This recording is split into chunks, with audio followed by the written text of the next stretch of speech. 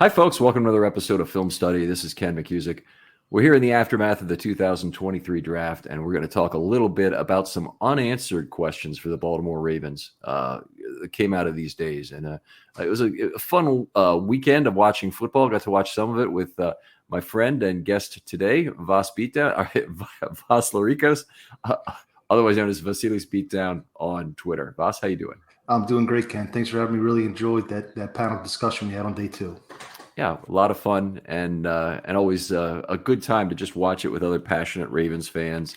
And a lot of the podcasting community was there, and a lot of people who are terrific fans of a lot of folks' different shows, but including Huddle It Up Films certainly were there and commenting profusely within the notes. Gives us always a constant a set of topics to discuss. So a lot of fun.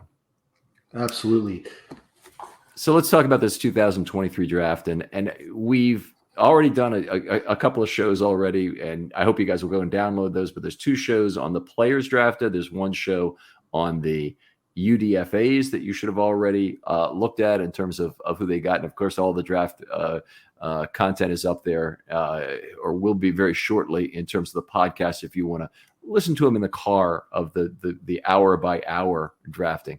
But today we're going to talk about some of the unanswered questions that remain for this franchise after this this nice weekend of picks and some value, some need, I think, addressed in this draft, Voss.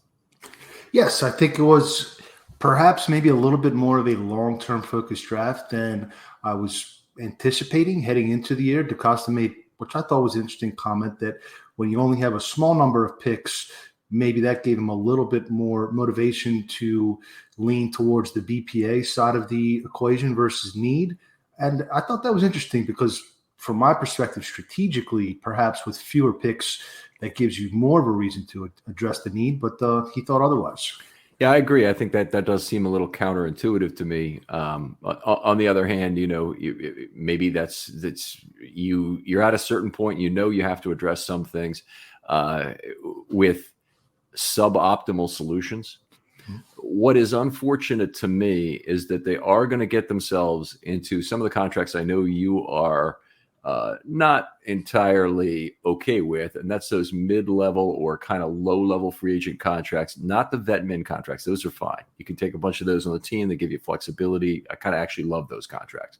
But I'm talking about guys that are going to have to pay $5 million to $3 million to just to plug a hole for 2023. Right. The Ricard and Boyle and Gus Edwards and Chuck Clark, that tier contract, essentially. I certainly don't have a problem with allocating a portion of the cap towards those mid-level veteran players, as long as that's not preventing the team from being able to have enough star power at the positions where it really shines and they make the difference in the postseason. So it remains to be seen. I mean, there's a lot of unclarities as far as I see. DaCosta tapped into the void years well, but is that going to now be offset by the savings of the Lamar long-term deal and then rolled over to compensate, or are they just going to keep pushing forward? We should probably have some idea about that over the next few weeks. Yeah, I would think so. Some big decisions certainly being made, and some long-term things that they're going to need to address very shortly. So one of the things that DaCosta talked a lot about in advance of the draft was trading down. I think phone calls were certainly had, and I think there's good evidence of that in the fact that the clock ran out on those first two picks effectively. That not quite ran out. They got the card in time both times, but they were under a minute the first time. They were down to like 5 seconds in round 3 in turning that card in before the pick is in, came up on the NFL Draft Network. Just analyzing the pick at 22, Flowers clearly was the guy that they ended up taking there. And, I think they wanted him, and I think he addresses a need at 22. But that was their only real chance to trade down and get meaningful incremental draft capital for it. Probably would have been same draft capital, a meaningful number of a set of meaningful incremental picks. Let me put it that way. So you could have gotten a 2 and a 3 maybe out of the situation, depending on where you're trading down, to a 2 and a 4 if you're trading down only a couple spots, I would think. Well, it could be a 1 and a 4 actually if you're trading down a few spots. But that was their only chance. It was 76% of their JJ points were tied up in that first pick. Right. At some point, you have to value is the additional, potential fourth round pick better than taking a player that you have a higher grade on. And I think perhaps the interesting decision part, there was news this morning. We should probably timestamp this for Monday, May the 1st, because there may be some signings this afternoon even. But the Giants were coveted Zay Flowers, attempted to trade up for him, were unsuccessful. They picked, I believe, 3 spots after the Ravens. They ended up taking Deonte Banks. So they were forced out of the wide receiver market, but they ended up getting those were the 2 players I was really hoping for at that point, either Banks or Flowers. And they end up taking the receiver. And now they still have, some work to do at cornerback. So definitely it would have been a tough decision. I mean, in retrospect, the Ravens drafted 3rd in the 4 wide receiver run.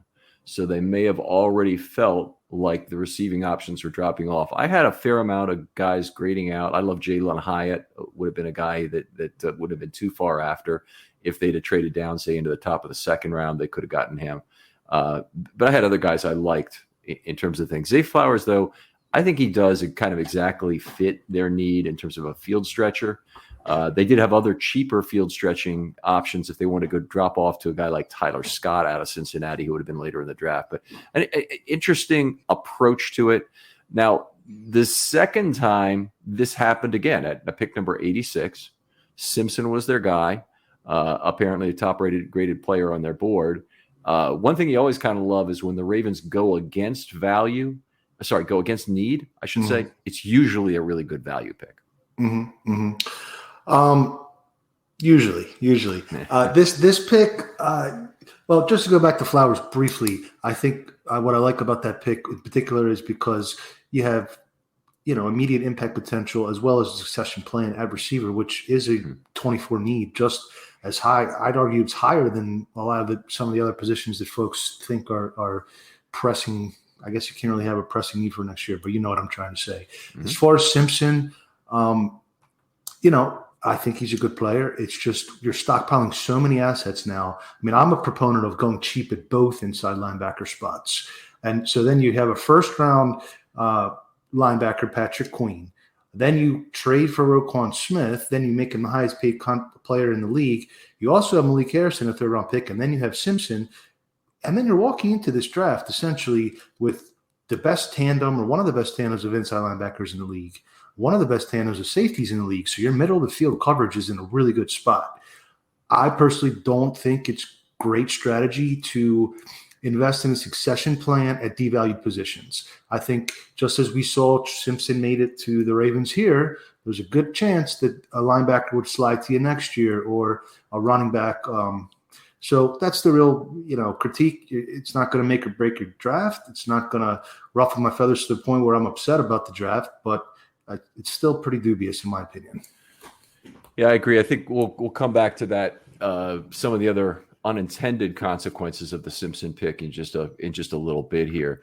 But second opportunity, they went right down to the wire. So even though Simpson was clearly a value pick because he wasn't a need pick, they still maybe weren't in love with the value and still willing to trade down out of 86 and did not get it done. So I think DaCosta addressed it. I did not hear these exact words in terms of the math wasn't quite right on the picks that were coming out that were offered later. And if that's true, I don't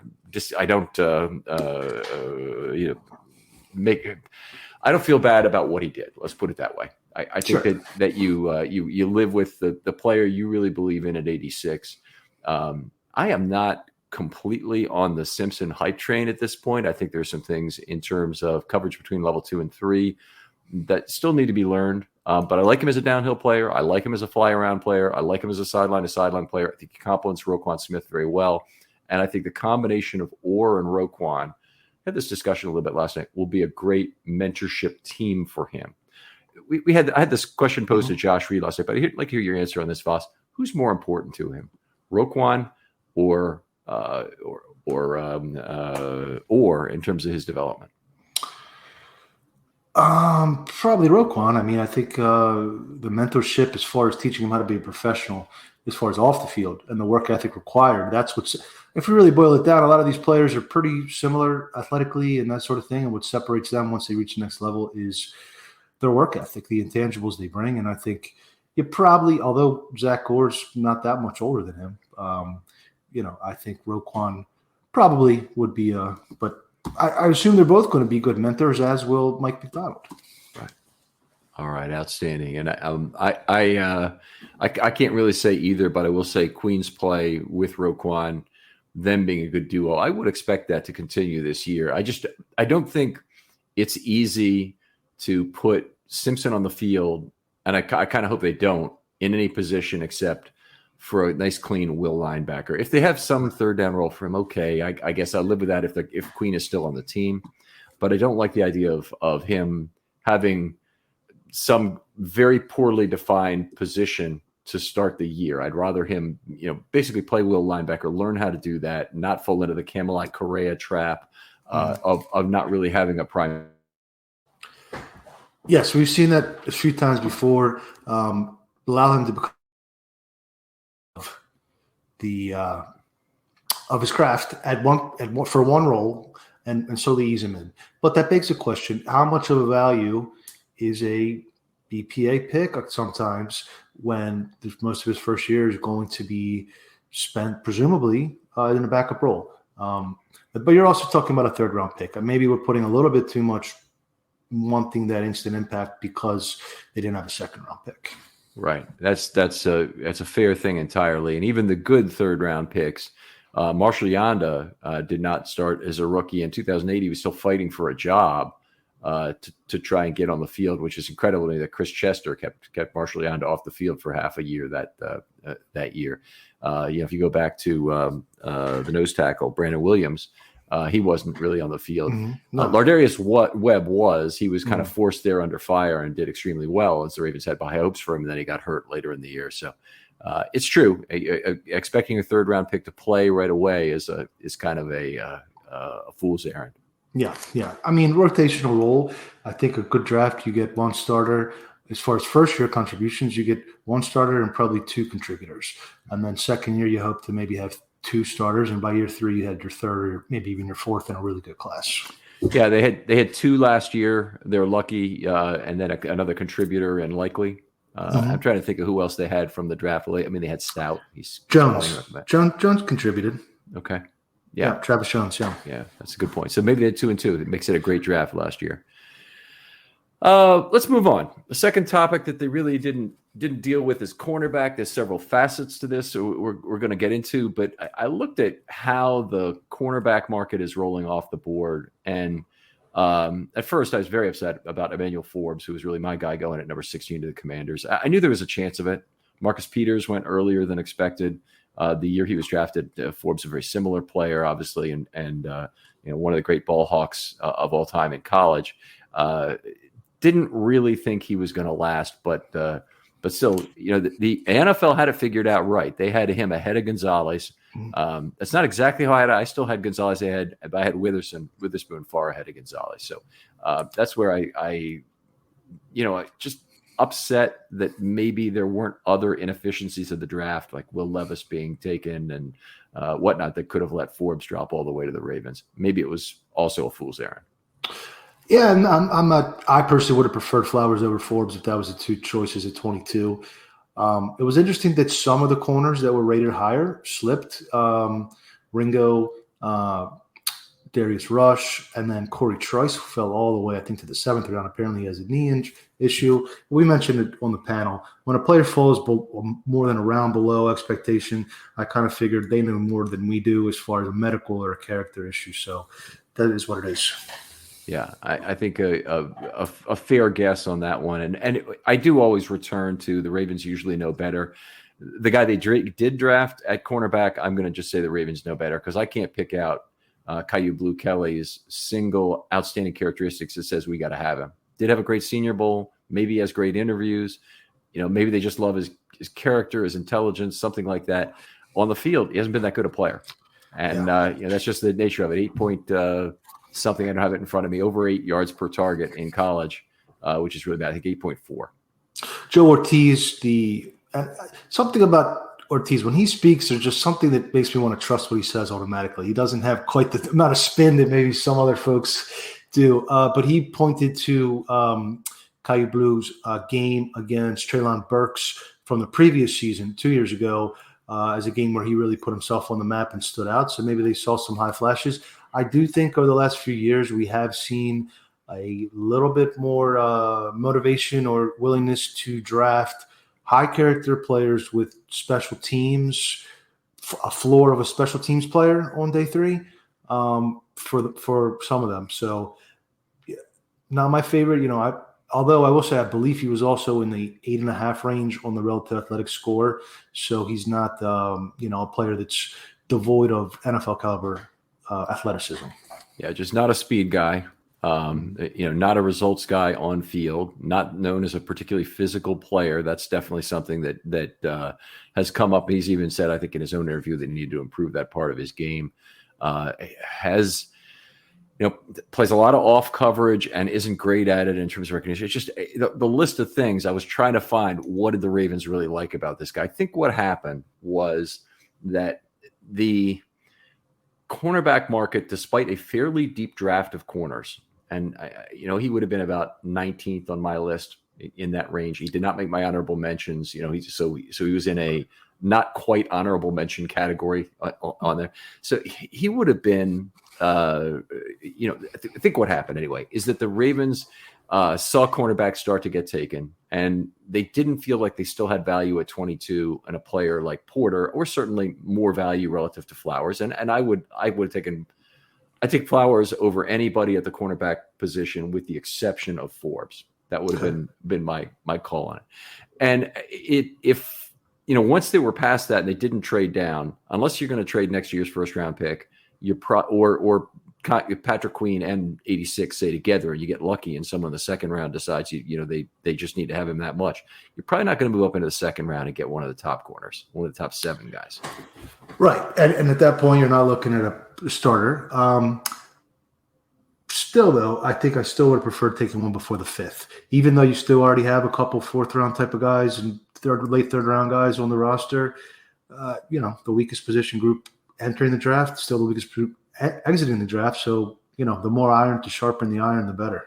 Yeah, absolutely. And and basically, I think corners were overvalued kind of through the thing. The Ravens kind of, I see you've got a number of jerseys up behind you. Sorry, you can't see this, guys, but Voss obviously has some collector in him, so he'll understand this analogy.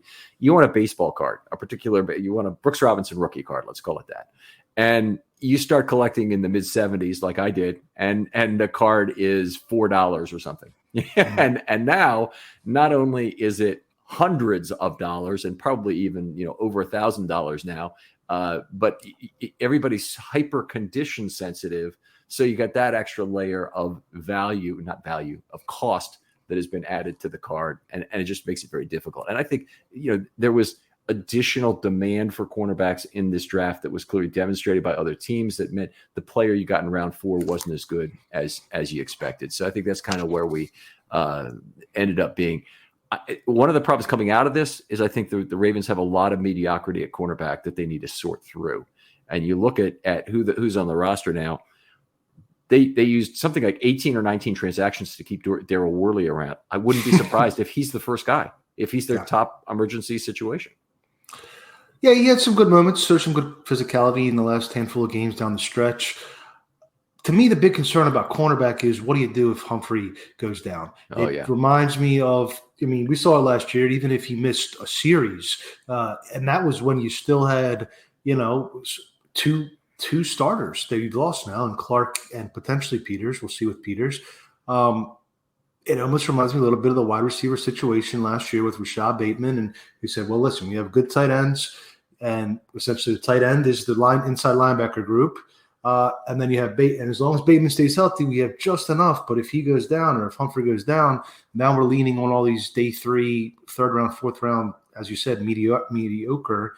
And as much as I like the potential of the Ravens offense, I still think without a little bit more in pass defense, they're still a half a step below those really top tier of the AFC right now. Yeah, I agree with that. And the other thing is just a sorting issue, that it takes time to sort through players who are just not that good. And they're none of the options is perfect. They all have warts, and you're really trying to figure out who's good. And the Ravens went right into the regular season doing it. They started that New England game, and they benched two different outside cornerbacks in the same game. In JAD got benched. Actually, JAD got benched, and also Pepe got benched. Mm-hmm.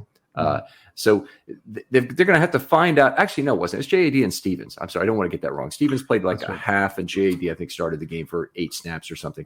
But anyway, they need to be able to not have that happening on the fly under fire during the season. I know JAD did not really play in training camp last year, but they're going to. Those games are going to be very important in terms of having that competition decided with some live fire snaps as opposed to some 7-on-7 snaps. I know that coaches always think they can get it from that. There's just something about having, 11s on the field and having no brother-in-law play that is going to make that a little bit more resolvable, I think. And let's go through the list here. But they've got Worley, JAD, Pepe, Brandon Stevens, and now Kyu Blu-Kelly.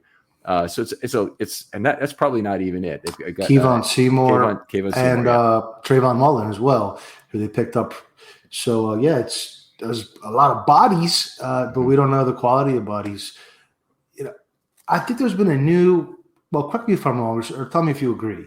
I've been a Ravens fan for 25 years, more than that. There was never an input that you had to give these day 3 picks ample opportunity to seize a starting role because you didn't have anybody in front of them. I think that really started in the last year or two, and that's a product of tough roster decisions, and you pay one position, you're short at a different one.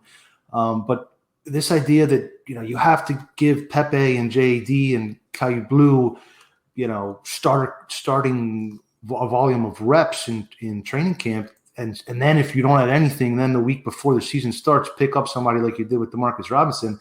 That's not enough for me. That's not how the really high-end contenders do. We saw first-round cornerbacks. Jimmy Smith was a rotational player for the first year and a half. Marlon Humphrey was a rotational player. These are first-round corners, and how many day 3 corners actually pan out? 10%, 15% maybe?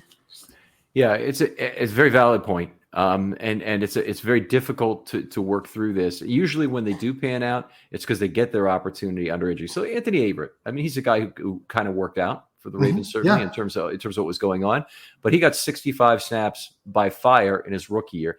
And I like the notion that a day 2 or day 3 pick doesn't necessarily have to play right away.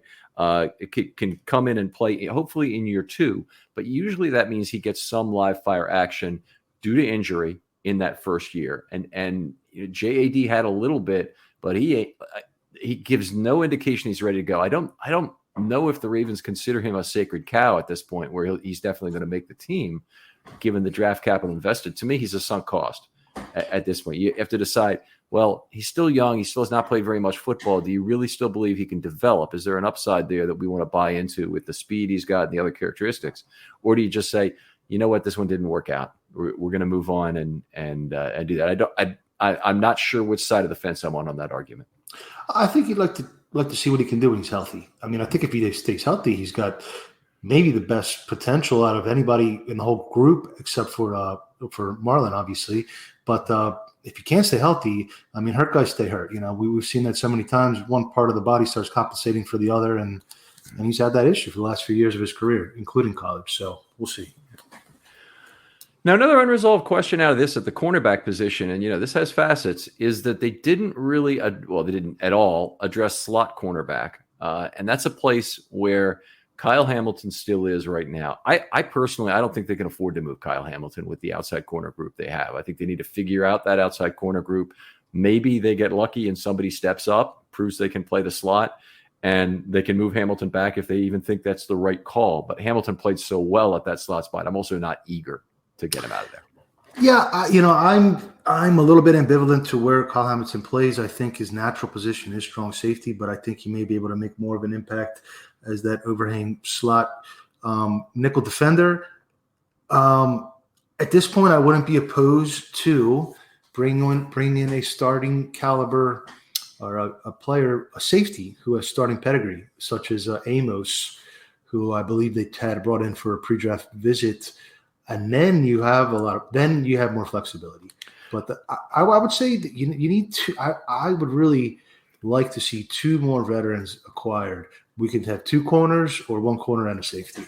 That's an interesting point you make, and I think that in part the Trenton Simpson pick kind of tipped their hand a little bit. I think the Ravens have basically decided they're a committed nickel team with all that talent they have at inside linebacker currently, and even if they trade Queen, which I think is a pretty good chance that'll happen, they're going to have to find value to make it worth it to them, because the other option is play Queen, who played well last year, and then allow him to walk after the season, get a compensatory pick for him.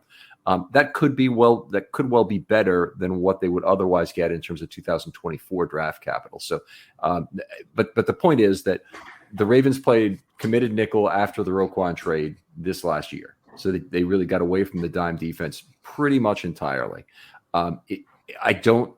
The need for another safety is kind of questionable if you have Stone and Hamilton splitting the back end responsibilities with they probably do still need another safety anyway, just to make sure they have 4 to make 3 at those positions.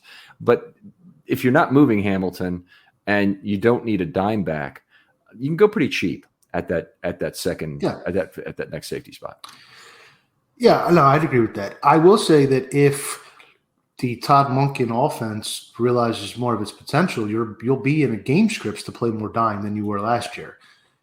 So will they trade Queen? Won't they trade Queen? I mean, this is, again, it really comes down to positional value. If Patrick Queen was the same player, but he played cornerback, I think they would have been able to move him, and that's why Trent Simpson falls to you. Inside linebacker is interesting because it was getting devalued. Then last year, everyone got hip to this Fangio scheme, and the Ravens paid Roquan, and the Bears ended up replacing Roquan by paying Edmonds.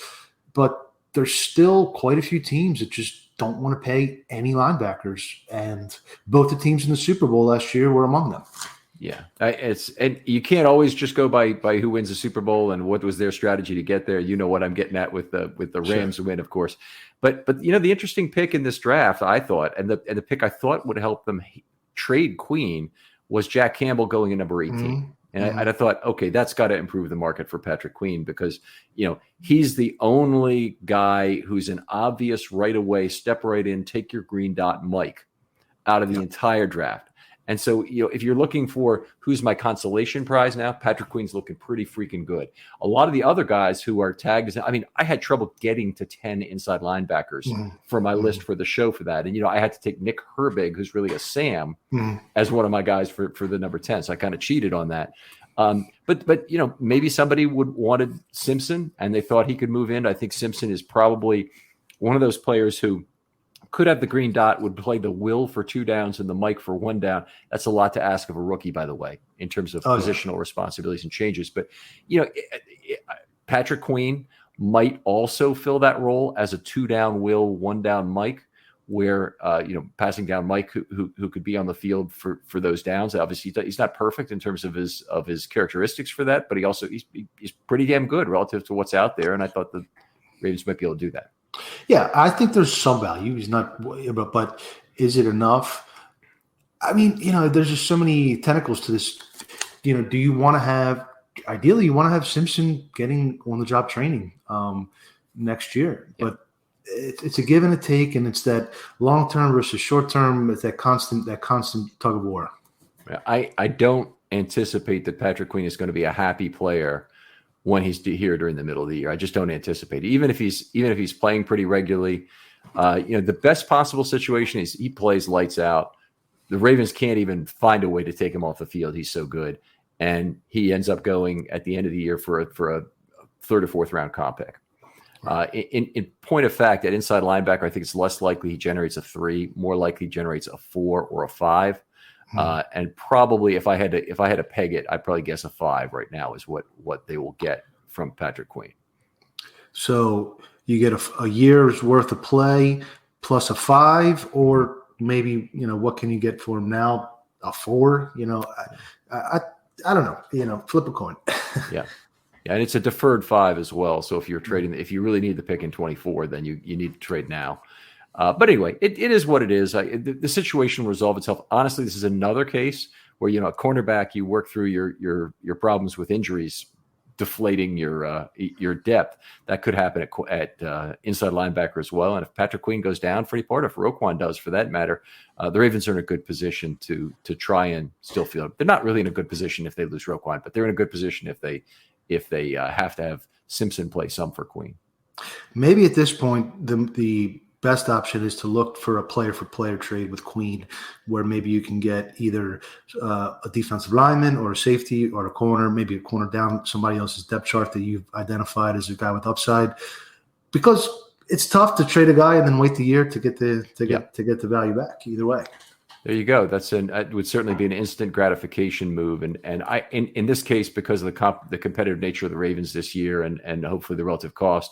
If you're talking about a first contract player, I think that could potentially be worth it. Usually, teams are very careful about that, and they'd want to trade a fourth-year player for a fourth-year player. That's the typical end of camp trade, but that very well could be made available to the Ravens. Yep. So. We haven't completely talked about the Queen situation, because one of the issues is that by not trading Queen during this draft, in fact, by not trading Queen when they drafted Simpson, I believe they devalued Queen a little bit. They've turned themselves into motivated sellers. Yeah. What's the movie? It wasn't a movie. It was a series I saw recently about some house that was haunted in New Jersey, and basically it kept getting undersold. You know what I'm talking about, didn't you? I think I saw that with the real estate agent, and they were. Yeah, I know which one. I don't recall the name though. Bobby Cannavale is the star, and he buys a house. They buy a house they really can't afford in New Jersey. And it turns out everybody's the Watcher. That's what it's called. Yes. Everybody's hates them basically in the neighborhood because they made some changes to it, and also they all wanted the house for themselves. And then the real estate agent keeps doing tricky stuff to them anyway. It's one of those kind of situations where they're motivated sellers, and they end up selling the house. And I'm afraid that the Ravens are kind of in this position with Patrick Queen, that they're probably going to take less than they otherwise could have gotten prior to this draft or during this draft. Yeah, I think that's true. It's never going to be a perfectly efficient process. It's just not. We'd love it if the Ravens could fill all their needs in order and trade the players for the value when the timing's right. It's not going to be. You do the best you can. I think they can potentially, field a few packages where, they could have 3 inside backers on the field. I don't like that. I prefer more defensive backs. The issue you run into is, if I'm game planning for the Bengals offense right now, if I'm Zach Taylor, I'm saying we're going 10 personnel, and then how are you going to cover that? So they still need some work to do. But I never think that. Correct me if you or tell me if you agree with this one. No matter how strong your middle of the field defense is, if you have a weakness on the boundary, that's still problematic. Oh yeah, I completely agree with that. I think you can never make up for that. In fact, we have different ways. You don't want to pay any inside linebacker. I'll just say no more than 1 is what I want to pay in terms of inside linebackers. I love platooning at that second spot. And if you can, if you're basically saying you can afford a platoon at the Mike as well, I don't entirely disagree. And the 2019 Ravens kind of proved it in terms of being able to do that, certainly. But I think ideally, we saw what Roquan did for the team last year. I think he has a real chance to be worth it for the term of this contract. He's still a very young player, and I'm excited about him being one of the foundational players. I think that's fine. In terms of the second position and paying that, I'm absolutely dead set against it. I think we're about to enter an era where it's just not going to be possible. Well, that's really a lot of the value that you get from paying a Roquan is that he's supposed to elevate the player beside him. So if you're paying 2 high-end guys at inside backer, where's the money coming from for offensive line and defensive backs and pass rushers? Yeah, absolutely. Could completely agree. Moving on from Patrick Queen, another contract, and it's a minor one that didn't get resolved, was Devin Duvernay. There possibly was a desire to trade him. And this is we have a very efficient group of people who support Pro Bowl voting And I don't want to go out and bash them, but I could, because I like these people. They're terrific fans. And Pat Hirsch, you're out there. You do a great job of like leading a lot of this effort to get people elected to the Pro Bowl. There is a cost to it actually that happens in terms of the cap, you end up having a guy who has a higher salary because of it. That happened obviously with Duvernay. It didn't happen with Patrick Queen. But it could have, in terms of a guy making a little more money. So we got to be. I want the Ravens to make the Pro Bowl. I want it to be because they absolutely are rock solid, deserving of that. If I had to say, I always root for the team a little more than the player, whether it's contract negotiations or Pro Bowl incentive, boosts. Completely understand that, and I wouldn't expect any less of you, Voss. Very good on that. So, anyway, Duvernay, I think it is a tough decision for them because Duvernay's in the fourth year of his contract, so he's not part of the long-term solution for the Ravens unless they decide he's the guy they want to sign. Flowers overlaps with his traits a lot in terms of being an outstanding gadget weapon in addition to the things he does. You've got other guys who can do the punt return job. They just won't do it as well. The kick return job, they just won't do it as well. And I think the Ravens are okay with that. I think it's a place where you need to save money because, frankly, there's a lot fewer punt returns and kick returns in the entire NFL than there used to be. Yes, that's a great point.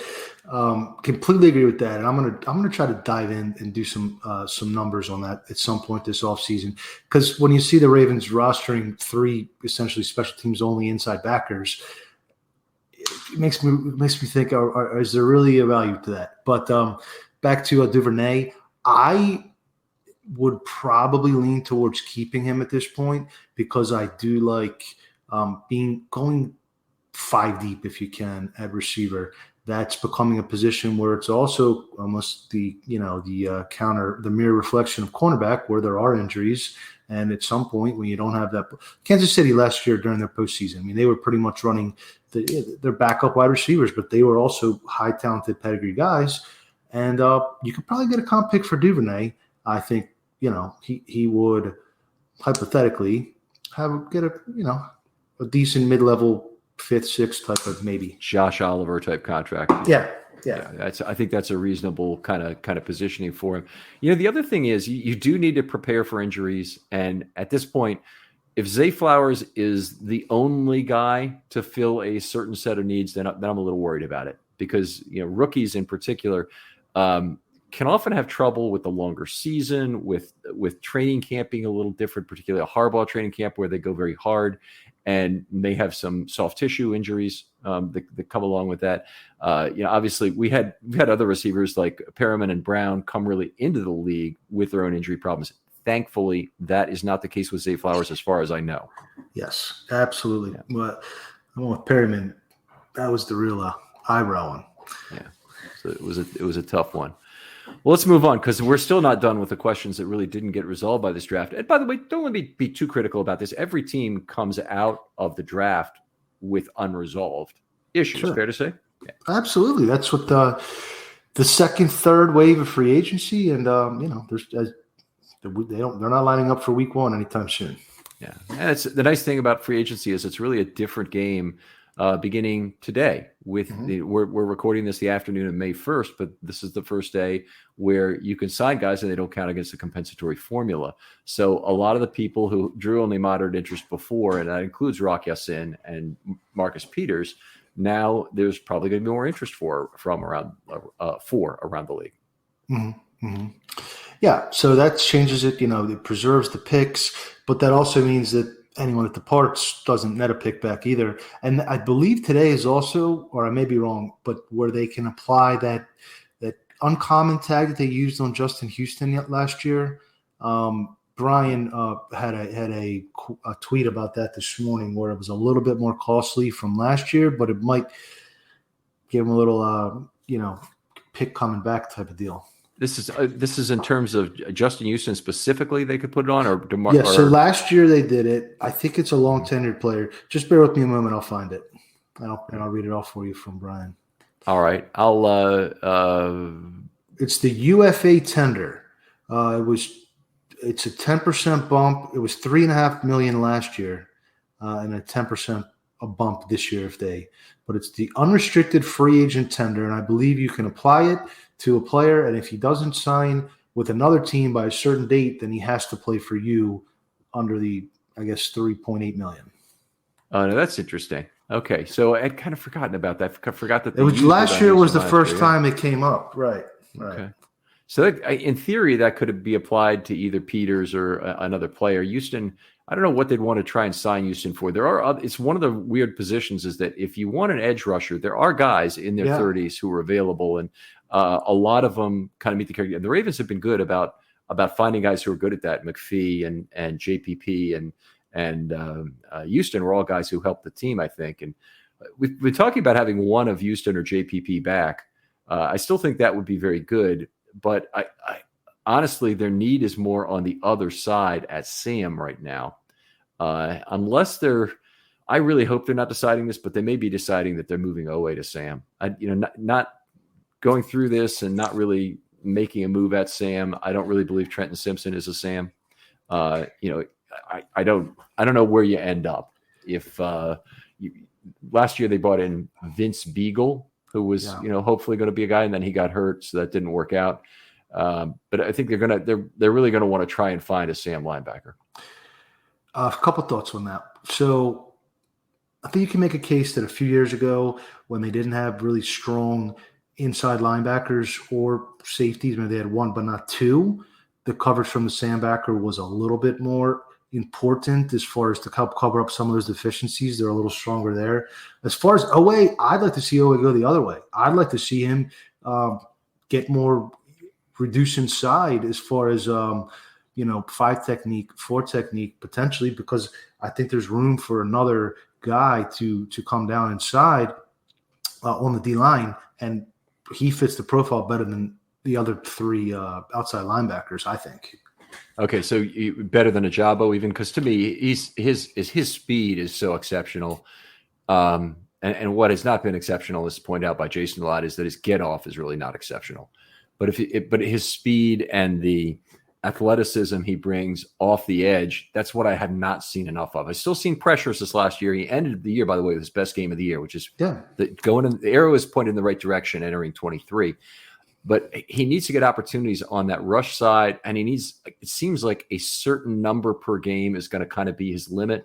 And so I don't think he's going to end up being a 65% or a 75% snap guy necessarily, at least maybe not right away in his career. And I really want him to work with Chuck Smith and see what he can do against the uncovered tackle before I decide I'm punting effectively and moving him to the inside. I think, you move Tavius to the inside, you maybe move Ajabo to some inside snaps. Okay. And you have other guys, naturally on the defensive line. Maybe Travis Jones plays a few more passing down snaps. But you have other guys. If you really want to get 4 outside linebackers on the field, you could do it. And then I don't even really mind if Owe is one of the guys inside at that point. But on normal downs, I'm not looking for him to have his position compromised at all. Let me clarify. I completely agree. I'm talking about maybe in dime or in obvious pass situations. I think Owe is catching way too much heat this offseason, and I think he's in store for a good year. Yeah, he's definitely he's one of the guys. If you made a list about the 6 or 7 guys who would decide the season, the reason I'm thinking about this is I try to do that for the Orioles and try to figure out who are the guys who really will be difference makers, because the variance in the top to bottom is so great. Owe is certainly one of those guys in terms of the 23 Ravens. Sure. All right, the other big area where they really did not address the position group at all is defensive line, and they've got only one of their 5 players is still going to be here in 2024 for sure. So you look at the entire group, they've got Travis Jones will still have 3 more years with the Ravens and is effectively signed through 2025. Then you have 2 guys in Matabike and Washington who were darn good players last year, but they're both going to be lost after the season. And I think it would really behoove the team, even though I know you got to be really careful about these contracts, to try and figure out a team-friendly structure right now that would extend one of those players. And obviously Matabike would be the more expensive one, but if you could get Washington cheaper on 3 years, $9 million kind of thing, I'd be excited about that too. I don't think that's enough money that I'm breaking the bank. And I think those are the kind of smart moves the Ravens are going to continually have to make. Yeah, there's been a shortage of quality defensive line prospects coming in the draft for the last 2 or 3 years now, and it's becoming a scarcer position. So I'm not so worried about 24. I think you could replace Michael Pierce and Brent. You could re-sign either of them for the same they're making. I don't think they're going to be making pay jumps 2 years from now, or a comparable player for a comparable salary. And then I don't think you're going to be able to probably keep both of Washington and Matabike, but you can keep one, and then you draft one next year, and maybe you add a vet between now and then. I do think there needs to be one more front seven piece added, whether that is on the D line or outside backer or potentially a Jason Pierre-Paul that can do a little bit of both. Okay.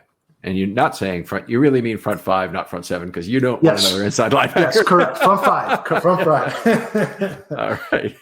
All right. Outstanding. I don't disagree with what you're saying, that some of this is going to have to be resolvable, but they've like come almost full circle from paying a lot of money to Campbell, who was a great player. That money was not wasted in any way, shape, or form in terms of getting him. But they paid Campbell money, and part of that was to hopefully be a bridge while they drafted some additional young players and got them up to speed. And Matabike and Washington, they actually hit on the defensive line draft picks that they wanted in very reasonable amounts. Matabike's second-round pick, I think he's been worth it. Washington, fifth-round pick, he's been worth it. Definitely. But they still don't have enough. So we're at a point where they never double dipped at the position. I don't believe. I'd have to actually go check that to see if they maybe did double dip in even a later round. That year, the Matabike Washington year. Yeah. So anyway, ongoing problem after 23. People seem to be pretty happy with the way the Ravens are for 23.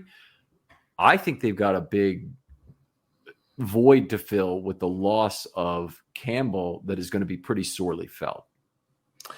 I'd agree. I would definitely agree with that. I think that's, again, getting back to when you pay a Roquan Smith that kind of money, then you have to sacrifice somewhere else and hope that he's going to be able to make up for it. The Eagles, some of these other teams, there was certainly a couple guys that went day two. I think Pittsburgh got Benton, who I had my eye on as a day two player who would have been a nice fit. There just wasn't really that many of them, to be honest. It's been several years now where you have, 2-3 guys in the first round and a couple guys in the second round. And I thought that we were fortunate to get Travis Jones last year where that pick occurred. Yeah. So you're not going to ever have a perfectly complete roster. I would like to take a look at some of the players that are out there still, and you need more than 6 for training camp at a minimum. So, yeah, that is, by the way, one of the nice things, and we won't cover this on the show, but they drafted some they undrafted some small school UDFA defensive linemen that I'll be excited to see what they can do. They're all warty in terms of what they've got. But the RMAC Player of the Year, I believe, is among those, and Colorado School of Mines, I think he's the guy. So it'll be an interesting year in terms of small school guys at camp, and I bet you one of those players makes the team. If not, he'll be a practice squad guy and one of the guys that they really look for if they have any kind of injury. They're great. I would put their defensive line. Gem finding, so to speak, up there with any position. I remember a few years ago when we were doing the undrafted free agent tracker, before social media made it a little bit easier, and Michael Pierce was latched on with the team, and I'm sitting there writing a little blurb about everybody for Baltimore Beatdown. You couldn't find anything about him except a video of him squatting 800 pounds or whatever it was. That was the only thing on the internet, and he turned out to be the best of the bunch and one of the best UDFAs they've had in the last decade, really. Yeah, that's a great point. And DeCosta, one of the things I thought we would see during his era, post Ozzie, was that we would get a plethora of these small school picks. But it seems to be more like they trust that the small school picks are going to drop into the undrafted free agent ranks. So even go back to the greatest Ravens draft of all time in 2018. Their last 2 picks were Greg Sonat, who was Wagner, I think he went to, or it was a small school, in the I think Wagner. Yeah. And then of course, Zach Sealer out of Ferris State. So they got two guys who small school guys at the end of the draft that year, where they had drafted 12 guys in total. It has been a wonderful hallmark of the Newsome years, and it seems like they've gone almost all Power Five, and not necessarily Power Five, but almost all FBS programs in recent years, not with the small school. And there's smaller schools within the FBS the second tier conferences, the Sun Belt and places like that. Obviously you can still get players from, but they really haven't drafted very many true small school guys. One factor that could be impacting that, just thinking of brainstorming out loud here, with the transfer rules, a lot of the players that are coming out small school, entering their last year of eligibility, will transfer to bigger schools and then be drafted with that bigger schools. I mean, Robinson is an example of that in this cycle for the Ravens, who was playing in Canada and then transferred to Ole Miss. As a college football fan, Florida State is my team, and they're the best in the nation at the transfer portal, and that's all they do. I mean, they just go, hey, you're a 3-year starting safety from what's the one? Nichols Tallahassee. State. Yeah. And we're gonna bring you over and give you $50,000 of NIL money, and you're gonna be a starter for us, and then you're gonna graduate to the pros next year. So maybe there just aren't as many small school guys. There's also haven't as many picks.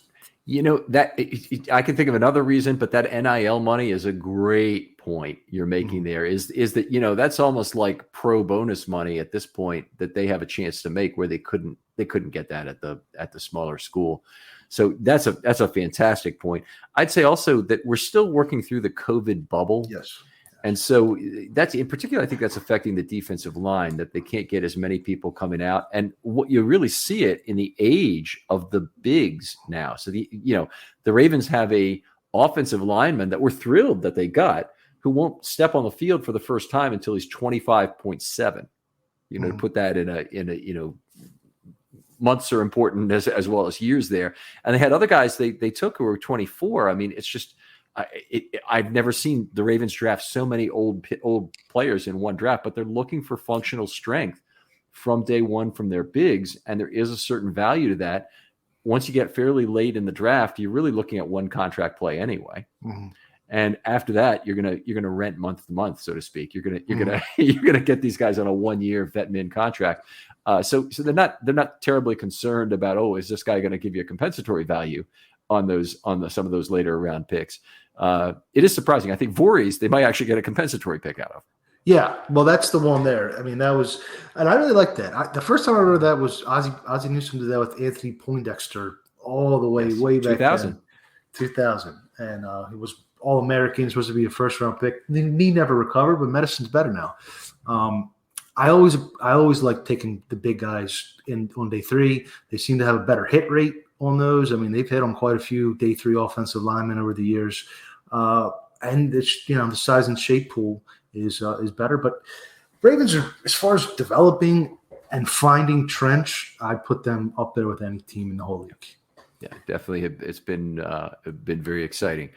Let's get to the final point. I think that we really need to discuss on that one is that the Ravens really, their new era began the first day of the draft, and not with any pick, not with the Zay Flowers pick, but with the signing of Lamar Jackson, and that it now changes how they have to approach all contracts, all signings, all expenditures going forward. Is that they're going to need to be super careful with the cap, and effectively with Lamar under one of these big contracts, they probably have 1.5 to 2 less cornerstone players they can keep on the team on a consistent rotating basis.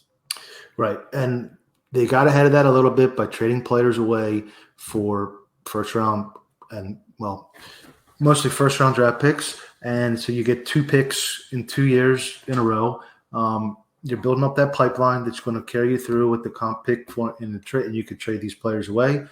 But I absolutely agree. There's no question about it. You have to pick and choose, where are you going to go cheap? And if you're not going to go cheap at inside linebacker, you're probably going to have to go cheap on the defensive line. And the same thing applies to the offensive side of the ball. If you're going to pay a running back, then you're going to take some assets away from the offensive line. So I would really look at it going forward, and I really like what Roseman's done in Philadelphia. Invest in the more autonomous positions so that the more dependent positions can be elevated by those players at those. Essentially, build up your lines and build up your corners and receivers and just devalue. But the Ravens aren't in that spot.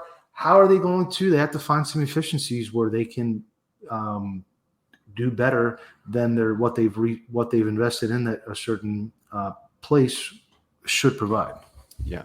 So UDFA value obviously always been part of the Ravens scheme, but I agree. They need to win other elements than strictly winning the draft for value numbers. One of the things, it's almost impossible, folks, under the current CBA rules to really win a free agent signing, to really win one. And you get more value. Now, Ozzie Newsome in the late 90s and into 2000 had an unbelievable historic run of free agent signings that was just unbelievable value after value, and players like Woodson and McCrary, and help me out with this because I forget some, Siragusa, Sam Adams, Shannon Sharp. Yeah, there you go. McCrary was really what a great signing that was. But yeah, he loaded up. I mean, even Quadri Ishmael. I mean, he was the scrap heap guy, but he ended up getting another contract. Yeah, it's tough, and the CBA doesn't.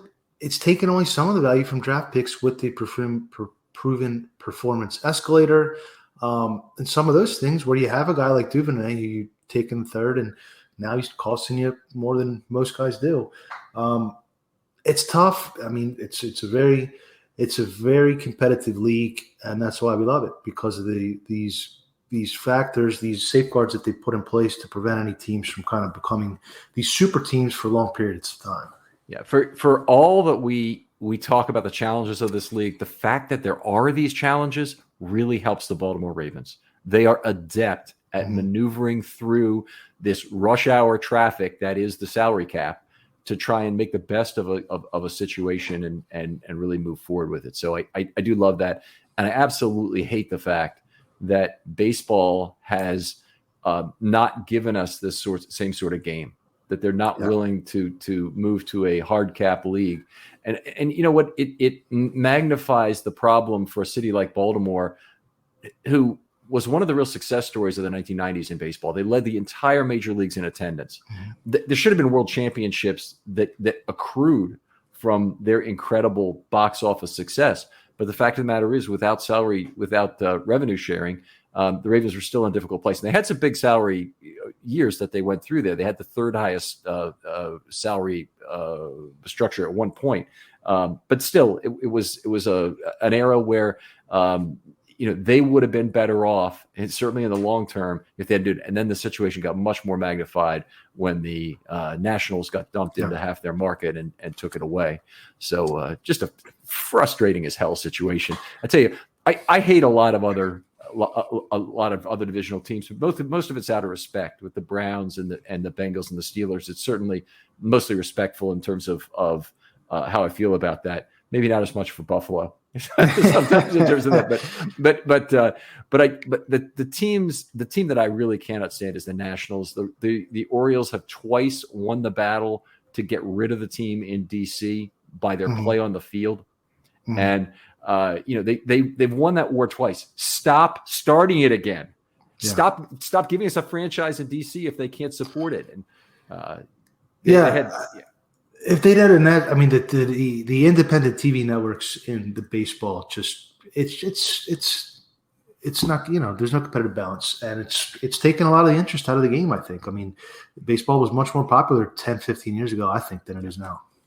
Yeah, thank goodness for Mike Elias bringing the Orioles back via the fundamental approach to rebuilding. And as much as I hate tanking for my season tickets in football, I don't have a season tickets in baseball anymore, and I can live with the Elias approach. I can, but I didn't have to go to those games. I did not have to go to those games, and I don't want that same standard applied to me in football, where I'm going to be going. Not only am I going to be going, like you, Voss, I'm going to be writing about it the whole week and spending a huge amount of my time doing that. I mean, it is not a reasonable thing to expect fans to live through tank years, in my opinion, in the NFL.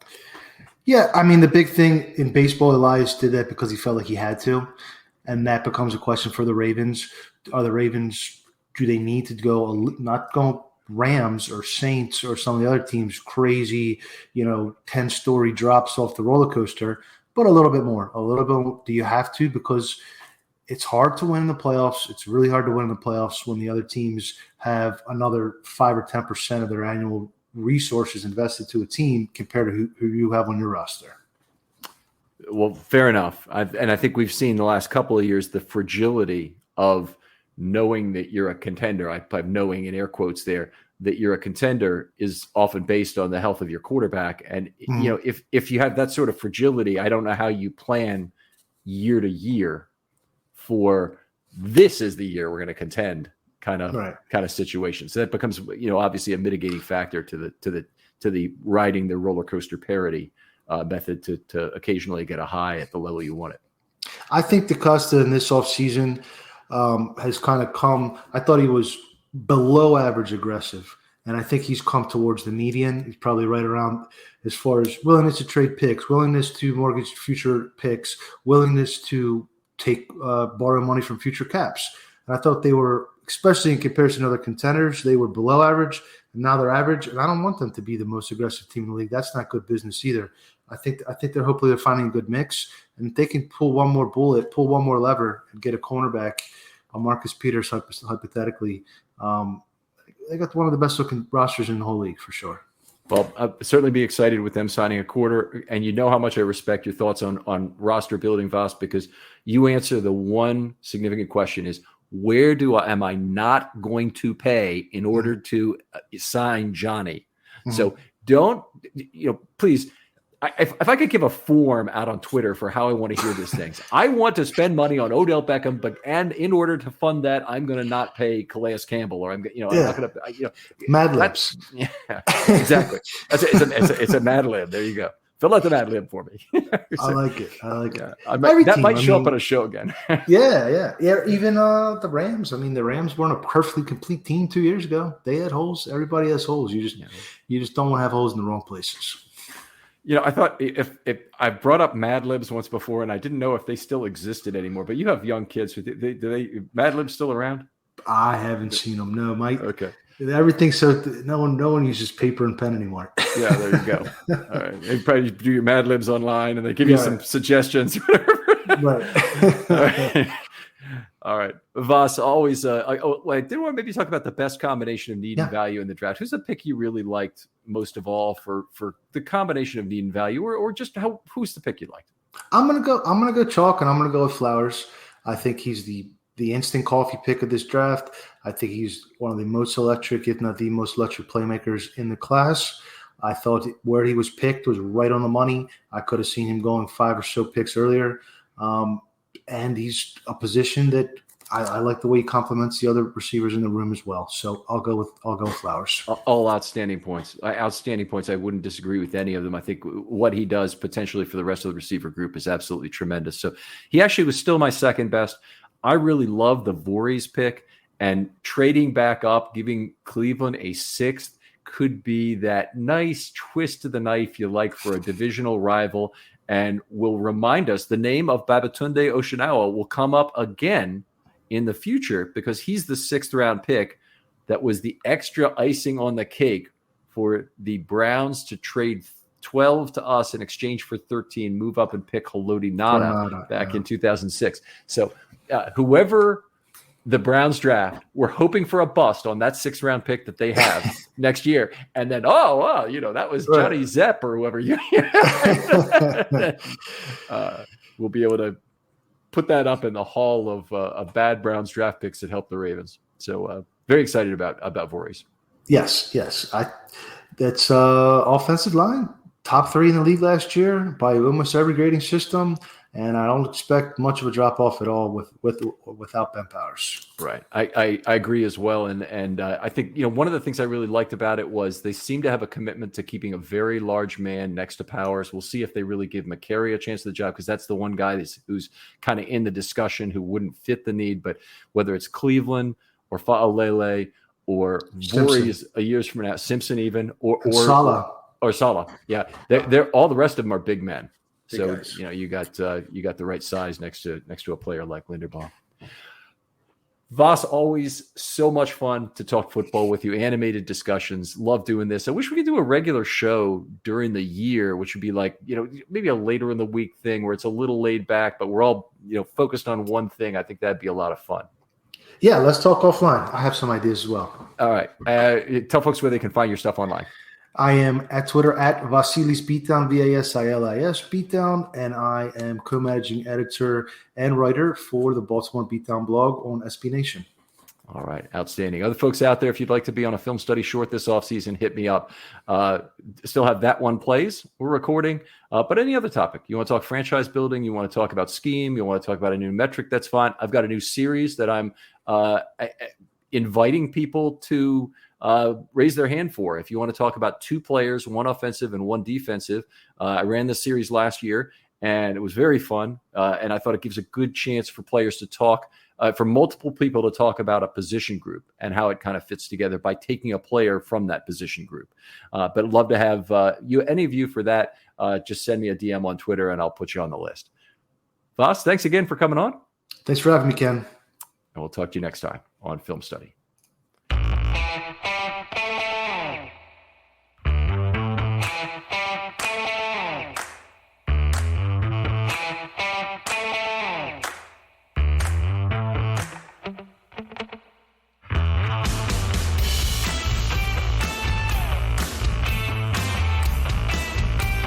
Progressive presents Precious Moments. Hey, Jess, want to come for a ride on my motorcycle?